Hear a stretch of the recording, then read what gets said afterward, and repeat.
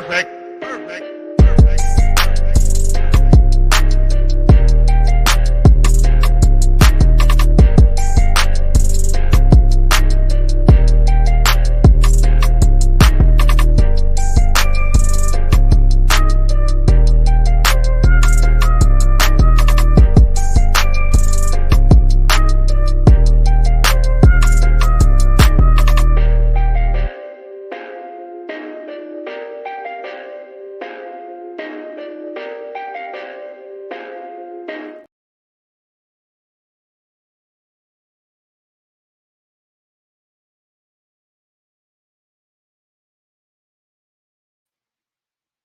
All right, everybody, what's going on? And welcome to today's edition of SWAC Talk. This is the show we cover the SWAC inside and out.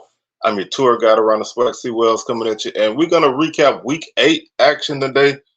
4 games on the schedule, all SWAC games. So we're going to talk about all the action and look at the standings after all of this, because we are pretty much wrapping up one division and the other division is still wide open. So we're going to talk about all of that. But before we do, you can check out the socials. Facebook is SWAC Talk, Twitter SWAC Talk, Twitter SWAC Talk 76, Instagram SWAC Talk. We got our weekly schedule on there. So coming Tuesday is our HBCU Top 10 and Point Spread show. Wednesday is our Week 9 recap.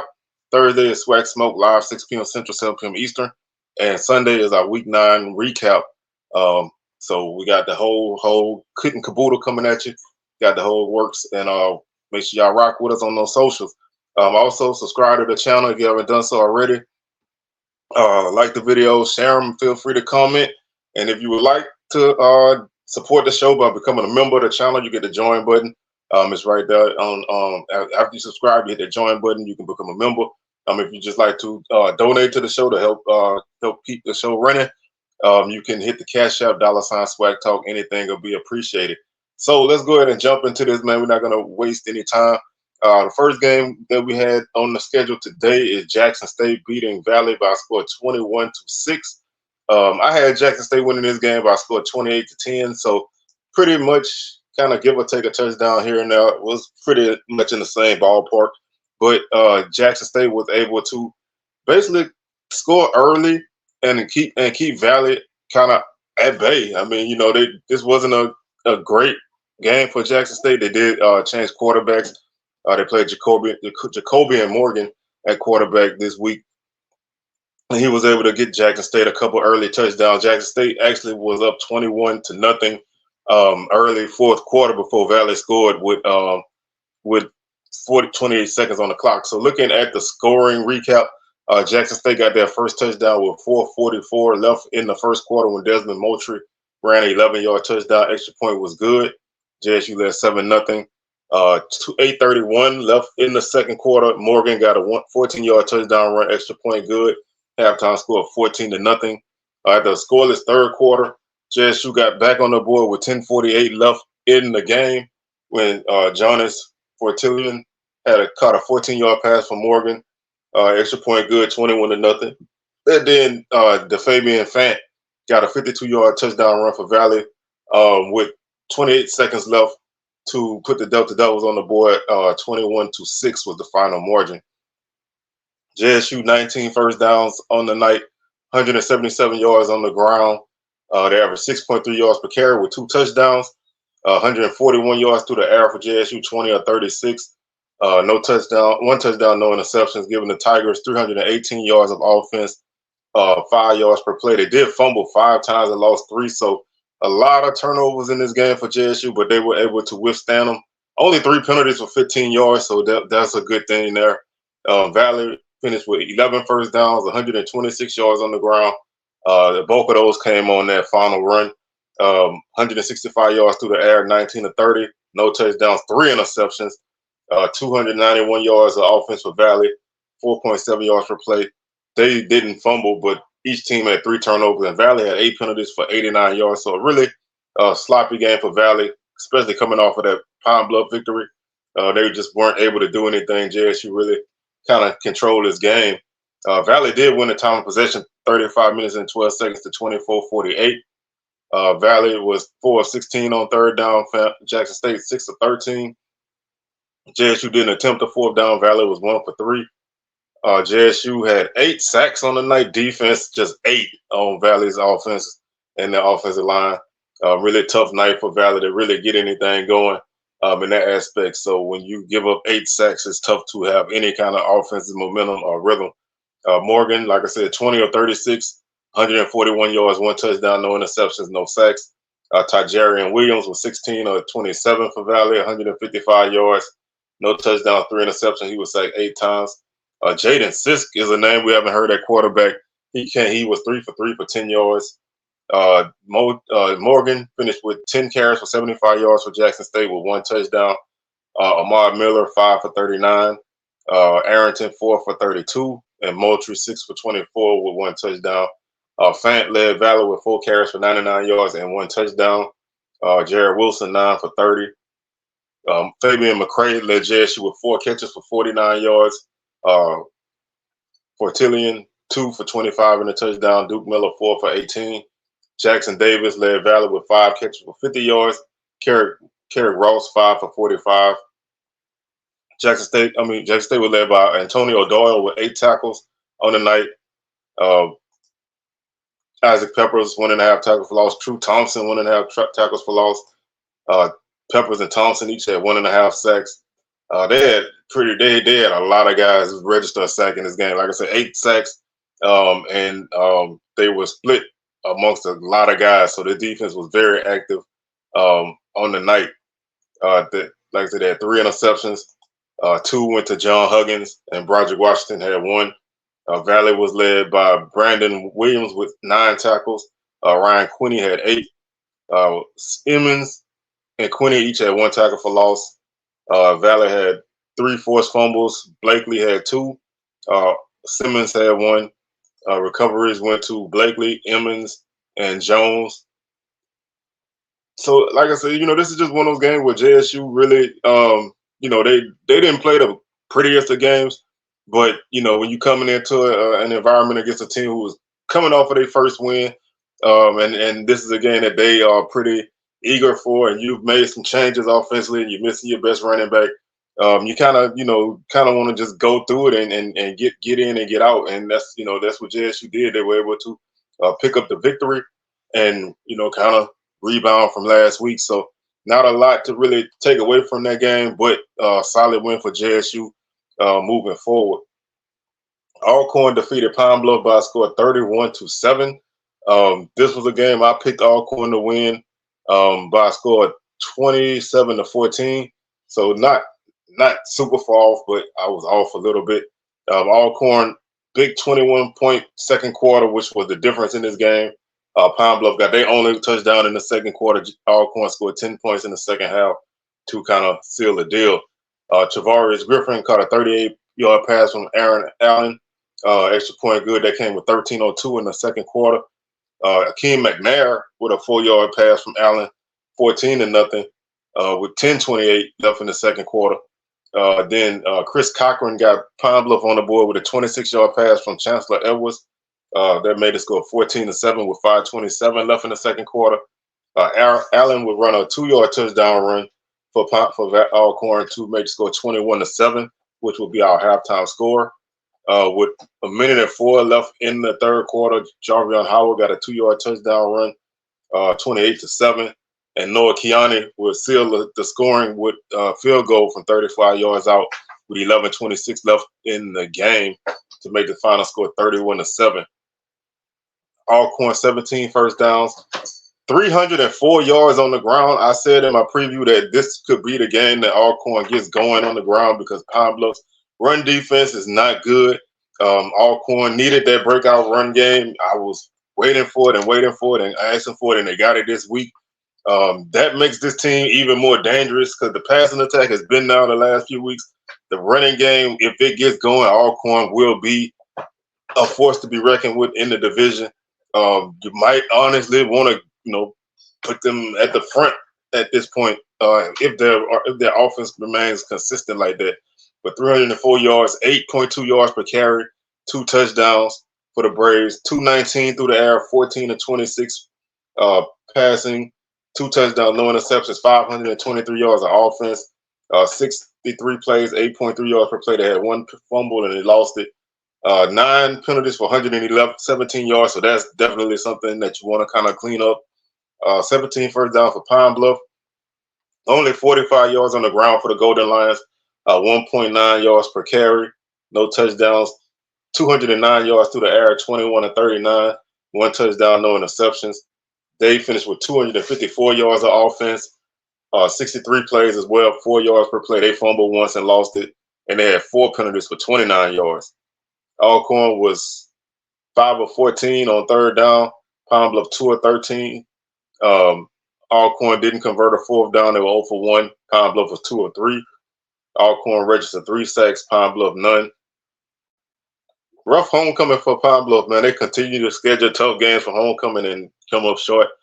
Allen 14 of 26 through the air, 219 yards, 2 touchdowns, no interceptions, no sacks. Solid game for him. Edwards 19 of 37 for Pine Bluff, 221 yards, 1 touchdown, no interceptions. He was sacked 3 times. Maurice Lloyd 2 for 2 for minus 12 yards. Jarvion Howard, Agent Zero, got off the snide this week. 14 carries, 155 yards, and 1 touchdown, average 11.1 yards per carry. Kobe Towns, 9 for 68 for Alcorn, average 7.6 yards per carry. Jonas Davis, 9 for 40 for Pine Bluff to lead the team. Only guy with double-digit yardage in rushing. And Williams, 3 for 65 for Alcorn. Griffin, 1 for 38 and a touchdown. Damian Dawkins, 7 for 80 for Pine Bluff to lead the Golden Lions in receiving. I have to look at this for a second.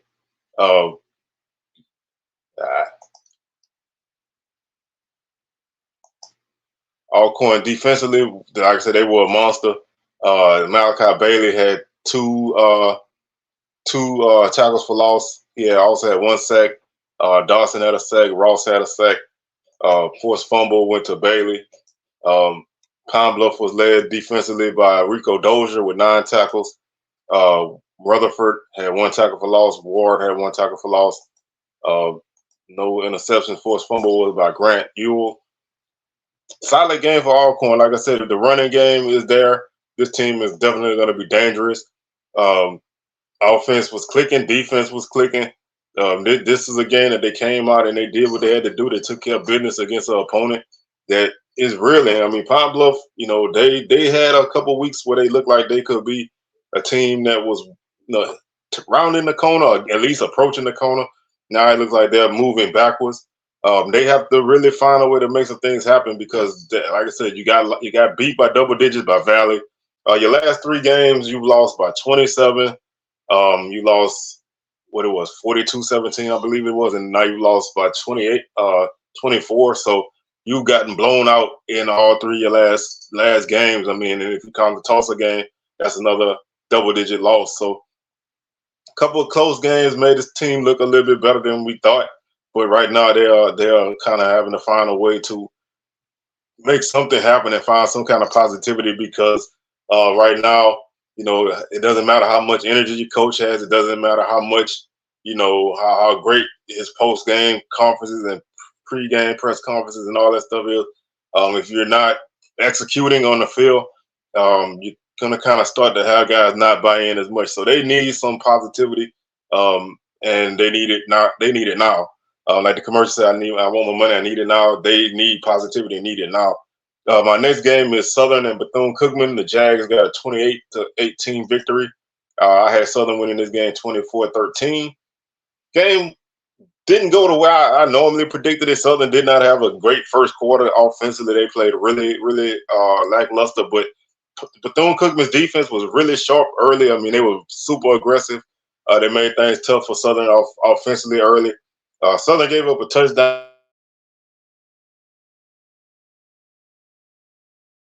Southern's defense played pretty well for the bulk of the game. The offense was able to score once they got the running game going, and they got a special teams touchdown on a block punt to kind of make the margin what it was. Bethune-Cookman got a late score with 48 seconds left to make the score closer than what it really was. But Bethune-Cookman scored first with 4:05 left in the first. when Amari Stewart caught a 43-yard pass from Luke Sprague on a free play. That made the score 7-0. Harold Blood will get a 6-yard run for Southern to get the Jaguars on the board with 8:46 left in the second quarter. Extra point good. That kept a 94-yard drive. That made the score 7-7. Well, 6:46 left in the second quarter. Kendrick Grimes, 23-yard run for Southern. Extra point good, 14-7. Bethune-Cookman got a field goal with no time left in the second quarter with a 37-yard field goal from Cade Hector. That made the score 14-10. Third quarter, 5:51 left. August Pete, 57-yard pass from Harold Blood. Extra point good. Southern leads 21-10. George Quarles will get a block punt return for Southern with 9:04 left in the fourth to make the score 28-10. And then, like I said, with 48 seconds to go in the game, Jalen Trezzato caught a 9-yard pass from Talik Bethea to make the score of 28-18 after the 2-point conversion. So, like I said, Bethune-Cookman kind of didn't have the best offensive night. They kind of struggled. Southern offensively was up and down as usual. I think that's what Southern's going to be. They're going to be a team who offensively can hit big plays, can't consistently move the football. Defense kind of bails them out. I don't know how long you can last like that, but I think that's what this Southern team is going to be moving forward. 15 first downs for Southern, 182 yards on the ground for Southern, 42 carries, 4.3 yards per carry, and 2 touchdowns. 156 yards through the air for Southern, 10 of 20, 1 touchdown, 1 interception, 338 yards of offense for the Jaguars, 5.2 yards per play. They had 1 fumble and lost it. 13 penalties for 115 yards. That is the biggest issue with Southern. So many drives stalled on penalties. And a lot of these penalties were offensive penalties this week. So many drives stalled by holding calls. There were a couple offside calls, pass interference. There was a blocked field goal that Southern returned down to the Bethune-Cookman 10. They had 5 penalties on their return. Backed them up to like the 5-yard line. They threw an interception at the end of the half. Bethune-Cookman got a field goal late. Those kind of things are what stops a team from really consistently moving the ball. 19 first down for Bethune-Cookman, 43 yards rushing, 1.3 yards per carry. 237 through the air for the Wildcats, 28 of 46, 2 touchdowns, 1 interception. 280 yards for Bethune-Cookman, 3.5 yards per play. They fumbled once and lost it. They had 5 penalties for 45 yards. Southern finished the night 6 of 13 on third down. One of the better third down outings for them this season. Bethune-Cookman 4 of 18. 1 of 3 on fourth down for Southern, 3 of 5 for Bethune-Cookman. Southern had 3 sacks, Bethune-Cookman had 4. Southern, Harold Blood, 10 of 20, 156 yards, 1 touchdown, 1 interception. He was sacked 4 times. Luke Sprague, 19 of 31, 159 yards, 1 touchdown, 1 interception. He was sacked twice. Bethea, 9 of 15 for 78 yards and a touchdown. He was sacked once. Kendrick Grimes, 22 carries, 128 yards for Southern, 1 touchdown, averaged 5.8 yards per carry. Jimmy Robinson, 15 carries, 36 yards for Bethune-Cookman, 2.4 yards per carry. Southern was led by August Pete with 1 catch for 57 yards. Kobe Washington, 3 for 48. Omari Stewart, 6 for 62 for Bethune-Cookman and a touchdown. Dakari Allen Johnson, 7 for 57. Southern was led by Rodney Johnson with 9 tackles on the night. Joshua Tate, 1.5 tackles for loss to lead Southern. Tate had a sack, Campbell had a sack, Brown and Miles had a half a sack apiece. Southern had a home recovery by Jordan Carter. Interception was by Christian Davis. Bethune-Cookman was led by De'Aris Thomas. He had 13 tackles. Eddie Walls had 2.5 tackles for loss to lead the team. Conroy Cunningham had 2 tackles for loss. Cunningham also had 2 sacks to lead the defense. Walls 1.5. Cunningham also had a forced fumble, interception with the Amari Hill Robinson. This Bethune-Cookman team, like I said, defensively, they're not bad. I mean, if you look at, where they rank statistically in the league, they're not bad. They're pretty aggressive on defense. They have some solid guys on the D-line. Of course, you have a couple really solid guys in the secondary, but they just don't have the offensive consistency. even less than Southern. Once Southern was able to kind of get up a little bit, Bethune-Cookman's offense was unable to kind of keep pace. They're still juggling quarterbacks, which, to me is a mark of a team that don't really know where they want to go. That's always a tough thing for a team to kind of not really have an identity this late in the season. But I think this team they are making good strides. This was the first conference game that they lost by more than a single score. So for the most part, this team has been in every game that they played, and they came out, competitive in this game and fought hard, but they just couldn't, they just couldn't avoid the big mistakes, and they fell behind by a pretty decent margin before they scored a late touchdown. Our final game of the night, FAMU won another typical FAMU game, man. They beat Texas Southern by a score 31-21. This was, like I said, a typical FAMU game. I had this game at FAMU 31, Texas Southern 14. It looked like it was going to finish that way for a while before TSU scored a late touchdown to make the final score a 10-point margin. Texas Southern actually led this game 14-0 before FAMU started to really find their way, and Texas Southern started to not be able to stop them on defense. Another slow start for FAMU, but a lot of that was attributed to TSU playing really well early. They put the pressure on FAMU, but the Rattlers were able to really respond well with a 21-point third quarter to really take control of this game. Two first half touchdown passes by Jace Wilson, one to Jaron Johnson with 7:07 left in the first quarter, and one to Trenton Leary from 4 yards out. Gave the Tigers a 14-0 lead with 6:17 left in the second quarter. Jamari Gassett caught a 58-yard pass from Jeremy Musa with 33 seconds left in the first half to put the Rattlers on the board and send them into the half trailing 14-7. With 8:27 left in the third, Jeremy Musa will get a 1-yard run for the Rattlers. They kept a 13-play, 65-yard drive. It took 6:33 off the clock, tied the game up at 14. The Rattlers would get the ball back and score on a 49-yard Kelvin Dean touchdown run. That kept a 4-play, 66-yard drive that took a minute and 46 off the clock. That made it score 21-14. And then Kareem Burke caught a 17-yard pass from Musa with 1:35 left in the third quarter. Another 6-play drive. This one took 72 yards and 2:33 off the clock. So 3 nice drives for the Rattlers to get them a 28-14 lead. And then Cameron Gillis will get a field goal for FAMU with 4 minutes left in the game, 31-14. And then Charlo Kieran will catch a 23-yard pass from Wilson with a minute and 15 left in the game to make the score 31-21. 24 first downs for FAMU, 255 on the ground. They got the running game going this week, averaged 5.8 yards per carry, 2 touchdowns, 180 yards through the air, 17-32, 2 touchdowns, 1 interception, 435 total offense for the Rattlers, 76 plays, 5.7 yards per play. They fumbled twice but didn't lose either. They had 5 penalties for 58 yards, 20 first downs for Texas Southern, 131 yards on the ground, 4.2 yards per carry, no touchdowns, 178 yards through the air for the Tigers, 16-29, 3 touchdowns, 1 interception, 309 total offense, 5.2 yards per play. They fumbled 3 times. They didn't lose any. They had 6 penalties for 60 yards. FAMU was 8 of 17 on third down. Texas Southern 4 of 12. Fourth down, 3 of 4 for the Rattlers, 1 for 1 for the Tigers. 3 sacks for the Rattlers, 1 for the Tigers.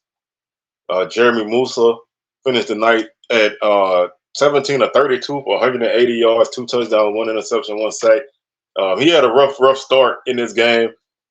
This is kind of, like I said, this is what FAMU has been all year. I mean, they don't really start well. The defense has to dig in, and they fell behind 14-0, which was the biggest margin in a FCS or D2 game that they played all year. But they were able to withstand it and get the win. Jace Wilson, 16 of 29, 178 yards, 3 touchdowns, 1 interception, 3 sacks. Kelvin Dean, 9 carries for 83 yards for the Rattlers and a touchdown. Terrell Jennings, 9 for 48. Ladarius Owens, 19 carries, 128 yards on the night, average 6.7 yards per carry. Another big game on the ground for him. Jamari Gassett, 3 catches for 77 yards and a touchdown. Shareed, 6 for 40. Burke, 3 for 30 and a touchdown. Johnson, 4 for 67 for TSU and a touchdown. Quay Davis, 5 for 41. Isaiah Major and Kamani King each had 6 tackles to lead the Rattlers. Saye and Hunt each had 2 tackles for loss apiece. Hunt had 2 sacks. Defensively, interception with Levy Jenkins. TSU was led in tackles by Jacob Williams with 15, Isaiah Bogarty with 13, Namani Harris with 12. Alinas, 2 tackles for loss, Bogarty 1, Harris 1. Alinas and Bogarty each had a half a sack. Forced fumble by Simmons. Interception went to our player. So, not, like I said, man, when you look at FAMU season all year, their games have been like this. They just have not been, they haven't had a full game yet. They're 5-0 in conference, 6-1 overall, and all of their games have been kind of the same. Looking at their wins, 28-10, opening season win, 31-10, 23-10, 31-7, 26-19, and now 31-26, 31-21. They have been, all of their games have been the same. Slow first quarter, slow first half, tighten up in the second half defensively, and offense scores enough to give them the win. So I don't know if they're going to be able, I don't know if they're going to be able to keep playing like that.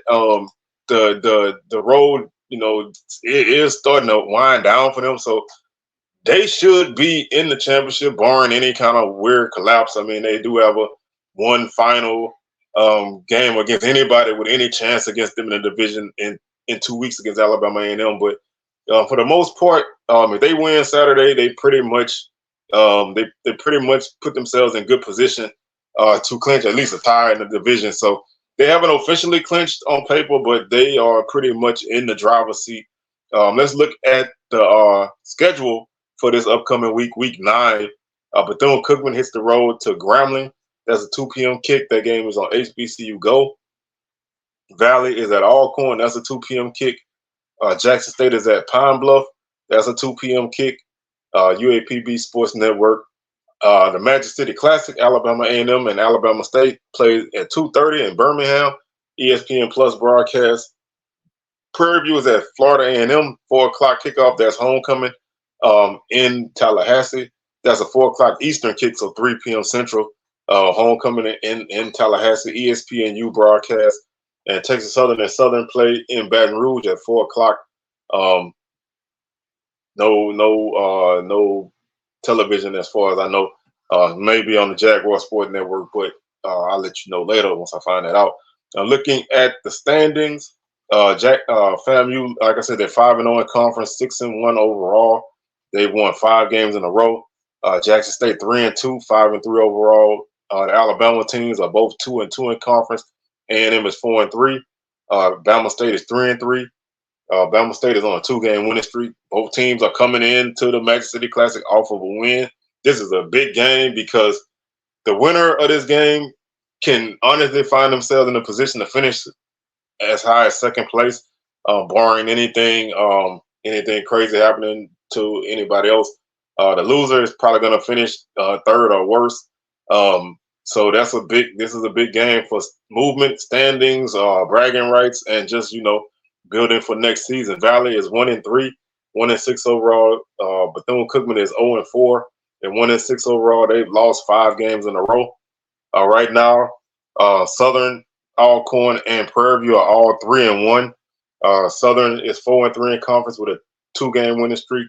They're 4-3 overall with a 2-game winning streak. Alcorn 4-3 with a 3-game winning streak, and Prairie View is 3-4. They're coming off of a loss last week. They were off this week. Grambling is 2-2, 3-4 overall. Texas Southern 1-3, 2-5 overall, and Pine Bluff is 0-4 and 1-6 overall. They've lost 4 games in a row since beating Miles for their first win of the season. The West is still, honestly, it's still very, very wide open. It's a three-way tie for first right now. Prairie View has beaten Alcorn. Neither team has played Southern yet. Alcorn played Southern on November 4th. Prairie View played Southern on November 11th. Grambling is still in the mix. They play Southern on November 25th. So Southern sitting in a decent spot, having to play everybody else. TSU, it would take some chaos to get them back in it, but they're not officially out of it, but the door is really closing. It would take some serious chaos to get them back in it, but um, the door is not fully shut on them, and Pine Bluff is basically out now at 0-4. So there's still I would still say it's a 4-team race for the East, I mean for the West, but Grambling, their opportunities are starting to get short, but all three of those teams still have to play Southern, so they still have an opportunity to make some things happen. Southern still has an opportunity to solidify their hold on the division because they have 4 division games left. Um, so we still have a lot of football to play in the West. These next 3-4 weeks are gonna really tell the tale. FAMU, if they continue to win, then they'll win the division. It's gonna take, like I said, some chaos for them to even not win the division. So um, they're playing from ahead right now, and things are looking good for them. That's gonna do it for our show today. Y'all make sure y'all check back in with us on Tuesday with our HBCU Top 10. Our Week 9 preview comes on Wednesday, and Thursday is SWAC Smoke, 6 p.m. Central, 7 p.m. Eastern, live on the SWAC Talk YouTube channel, and also Week 9 recap coming at you on next Sunday. So with that being said, I'm your tour guide around the SWAC C Wells, signing out. Y'all have a good rest of your weekend, and we'll catch y'all on the rebound. Peace.